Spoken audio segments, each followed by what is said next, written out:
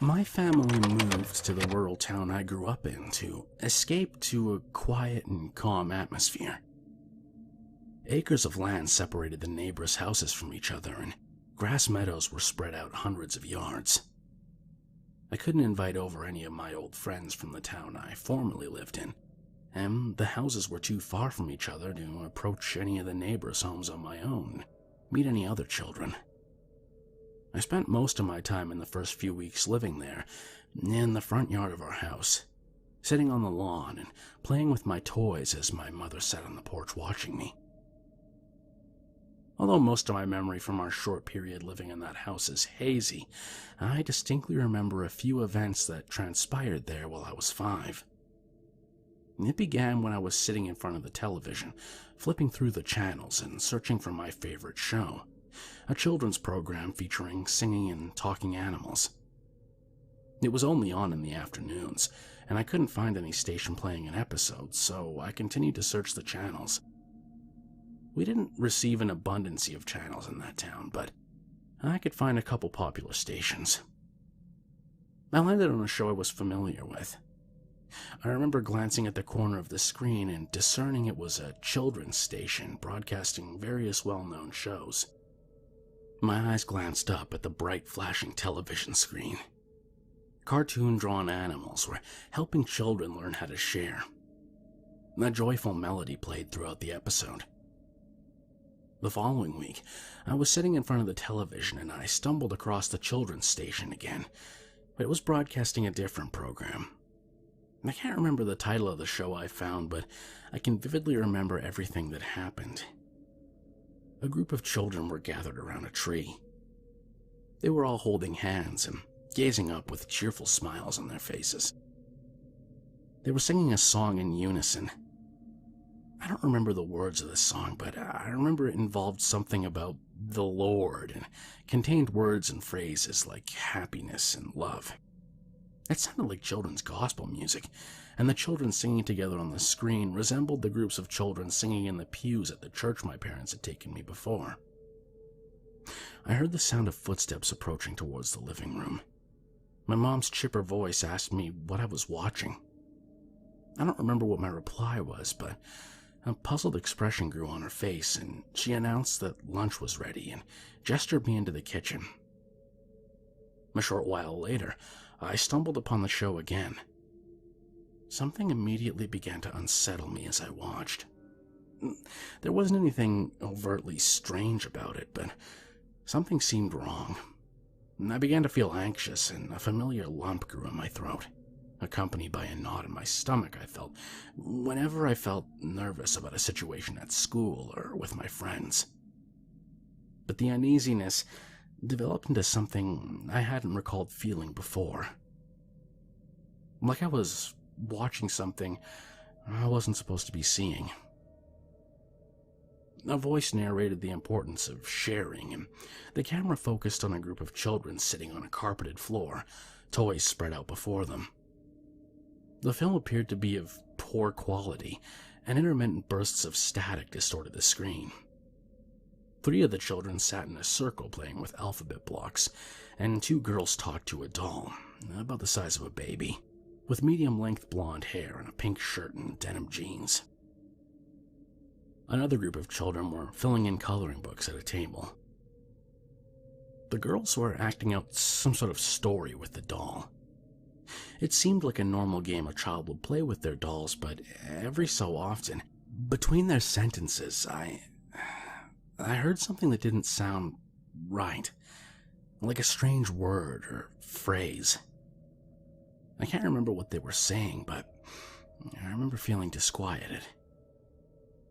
The bursts of static between each clip began to increase, the image and the audio becoming more distorted. It only lasted a fraction of a second, but I caught a glimpse of an image flashing across the screen during each interruption. It was so fast that it couldn't be discerned if you weren't paying close attention. I only caught a glimpse of red as the image flashed across the screen for the last time. Suddenly, the image returned to normal. The audio was smooth, and there were no interruptions in between clips. The children continued to play with their toys. I recall having a nightmare when I went to sleep that night. I remember that it was so vivid that I wondered if it had really happened for a long time. I was playing in a playground that I remembered visiting in my old town. I ran around underneath the warm sun. The sky was bright blue, and the leaves of the trees gently rustled in the wind. I climbed up the stairs of the playground and rolled down the slides. I climbed onto the platform and gripped the edge of the slide I'd just pushed myself through and was preparing to roll through again. Just as I let go of the edge and felt my body slowly sliding down the cool surface of the slide, I saw a face at the bottom of the tunnel. It was red. Its eyes were black, with no visible pupils. It was sitting, perched at the bottom of the slide, just staring at me through the tunnel. I was overwhelmed by impending fear. My mouth opened to form a scream, but no sound escaped. My eyes fluttered open, and I tried to adjust my vision to the darkness. I was in my room, in my bed, underneath the princess-themed comforter. The red, illuminated digits on my alarm clock read 3:34 a.m. My body was drenched with cold sweat, and my face was stained with tears. I reached out my hand into the pitch-black darkness to turn on the light. My hand caught hold of the string, and I jerked it down, my heart thumping so loudly I could hear it in my head. I sighed in relief when the light turned on, but the face of that figure never left my head. As it stared at me, I could feel the malevolent nature it emanated. Everything seemed to be normal the following morning. Our neighbors visited for the first time, and we sat down for lunch together at the table as they asked me questions about school and my favorite toys and movies and television shows. My mom explained that I hadn't begun preschool yet, and she was planning on finding a school soon, and they had a conversation about local schools. After the guests left, the show was playing when I turned on the television. The same group of children were playing a game of hide-and-seek, and the camera was following them.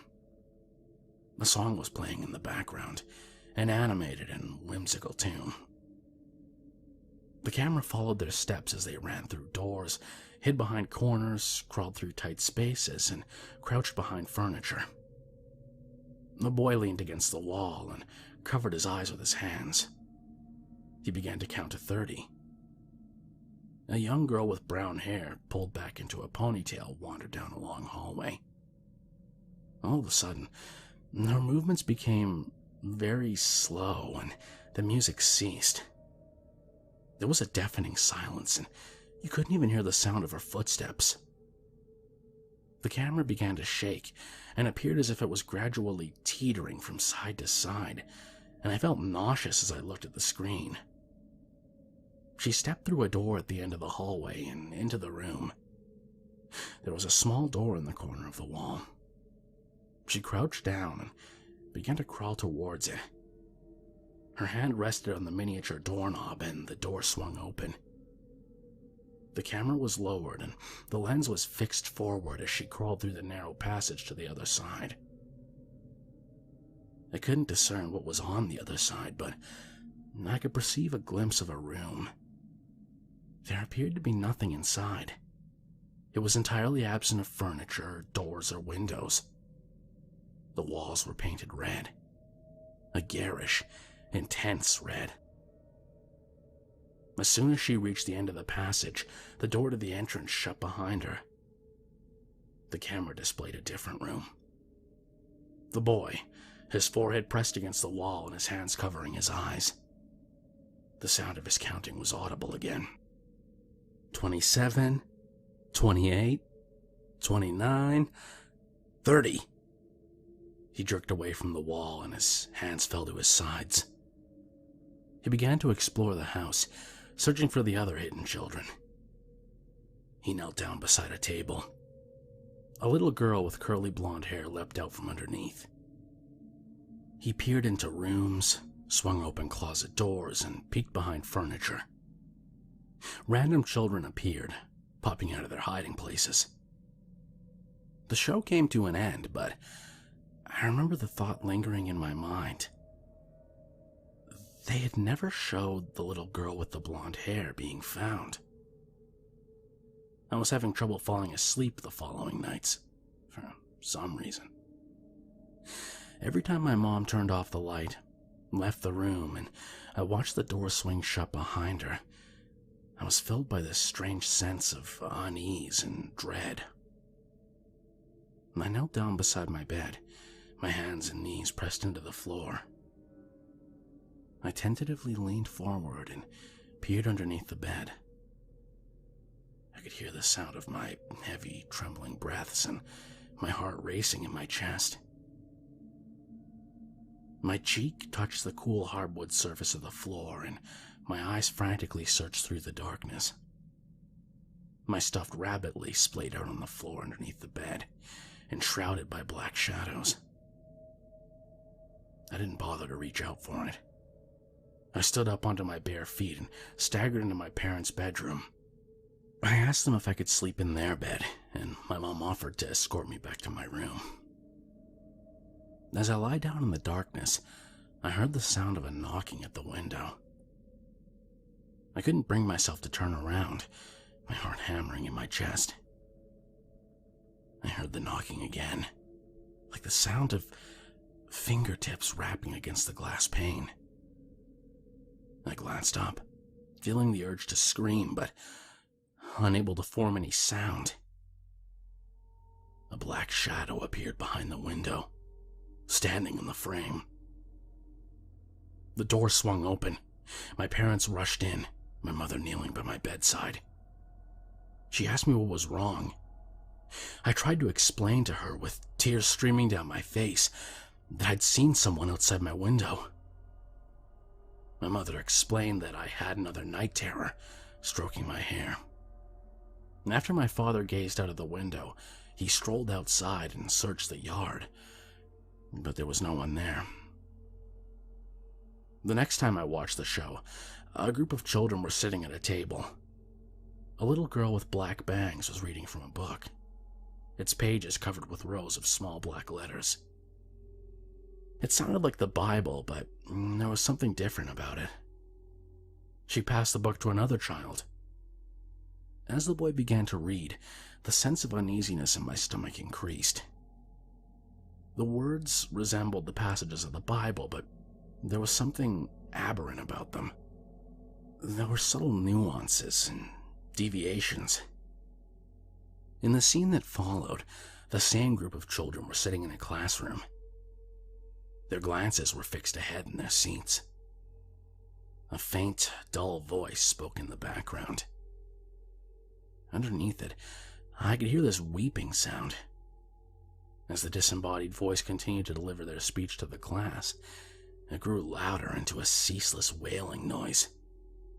I could hear the sound of pounding and banging. Images flashed across the screen for a brief second in between the tape of the school children sitting in their seats. I couldn't discern the contents of all the pictures, but as they reappeared, I caught a glimpse of an image of a hand, appearing to belong to a child. The wailing noise growing louder in the background. The hand reached up from an outstretched arm, fingertips scraping the wall, pieces of paint peeling off. A schoolgirl in one of the desks stood up from her seat and approached the front of the classroom with unsteady footsteps. She knelt over and vomited onto the floor. A stream of yellowish liquid emerged from her mouth and propelled towards the ground. The tape ended and the regular broadcast on the station resumed. I woke up the next morning to dissonant voices outside and the sound of my mother sobbing. I don't remember much of what happened, but my parents brought all of our clothes and belongings outside and carried them into a moving van before we returned to our former town. I only caught a few words and sentences from their conversation before we left, as we gathered outside the house. My parents were speaking to the police. The police officer explained something to my mother with a solemn expression on his face, nodding in between every few seconds. I remember him talking about something regarding a children's television show being broadcasted in the town. I didn't understand everything he was saying, but I remember he spoke about the neighbors and a religious gathering in the town. He explained that the families administered the local preschool, and he mentioned the words underground tunnels and hidden rooms. I didn't understand why, but I could feel my heart sink to my stomach when I heard him say the words, red painted room. We returned to the comfort of our former town, and I met with my friends and went to my favorite nearby parks again. For a long time, I forgot about the isolated town. But when I grew older, it returned to my mind again. Sometimes, I try to believe that most of it was just a coalescence of dreams and childhood delusions. But the images still fill my head, and all of the feelings return. Memories of something I couldn't understand, and still can't comprehend.